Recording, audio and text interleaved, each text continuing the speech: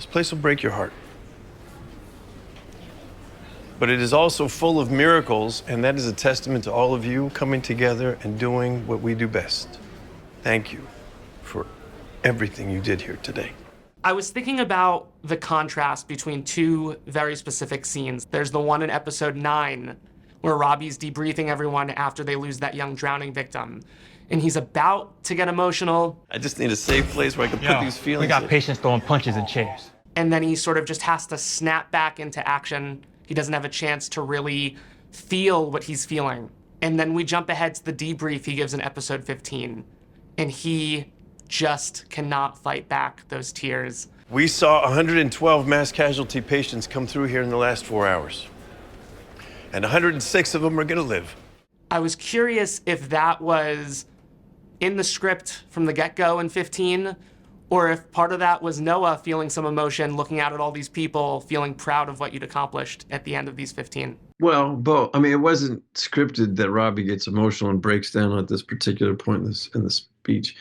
It was hard for me at various points in the season to suppress the emotion that was inappropriate to come out when I would look at these young people, young actors, young doctors, and impart something.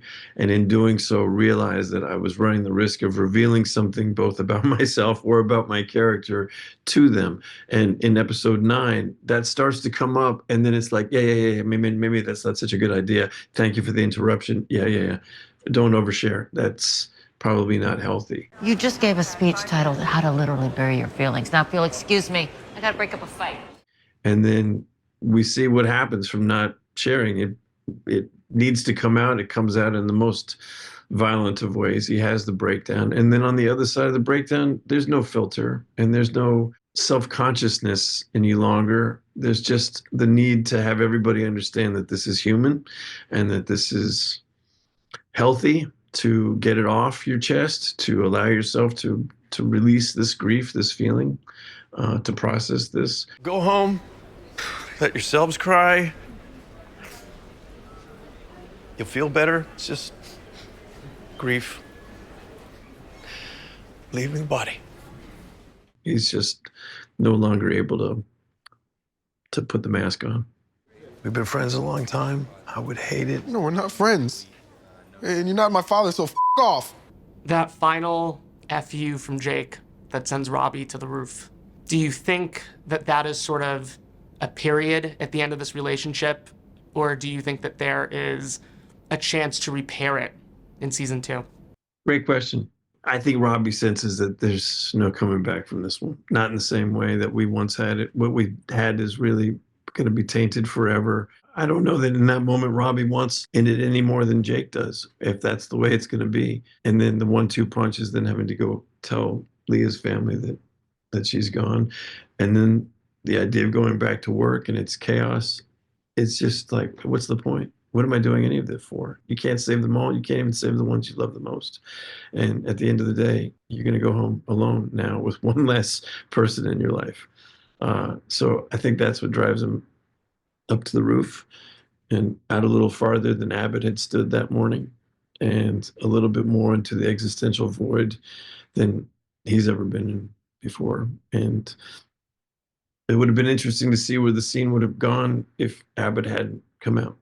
The moment everybody needed me the most, I wasn't there. Couldn't do it. I choked. For what? For 40 seconds? 3 minutes? 10 minutes? So what? We all have that. That is what happens when you're in a war and nothing makes sense. I wanted to talk a bit about that scene because, of course, we start the season with Robby talking Abbott off a ledge, and now we're coming full circle. Abbott's talking him off a ledge. In the way that movie business sometimes plays itself out, we shot this show completely in sequence, except those scenes in Pittsburgh, which we shot in September. The park scene, the helicopters stuff that was early in the season, and the roof scenes, both the first scene and the last scene, were shot on the same day, in Pittsburgh in September. So Sean and I woke up really early. We went up there for sunrise, and then we went back at nightfall and we shot the other half of it. And in between were 15 episodes that mostly hadn't been shot and certainly hadn't been written. And we were guessing. We were guessing about what was going to happen to get him up on that roof. We make references to Robby having given a speech that had not been written.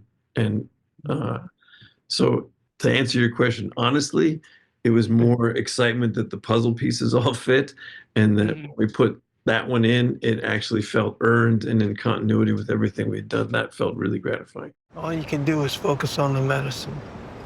The medicine's the only thing that saves the patient and your sanity. I'm gonna need a drink if you keep talking. Structurally, it worked really nicely just to sort of have Abbott be a guy who likes to flirt with the idea of danger because he's come so close to it. It makes him feel alive to flirt with death. And that's actually what sends him back home, is looking into the abyss. Robby's the opposite of that. Robby's now thinking that the abyss looks a lot better than home. And that's what he gets from the Abbott characters. Of course you do. Of course you do, because of what you've just been through. And what you've just been through is abnormal. And the brain only knows how to deal with abnormal one way, and that's to deconstruct, desensitize, and check out. You just proved that you were human, not that you were fallible.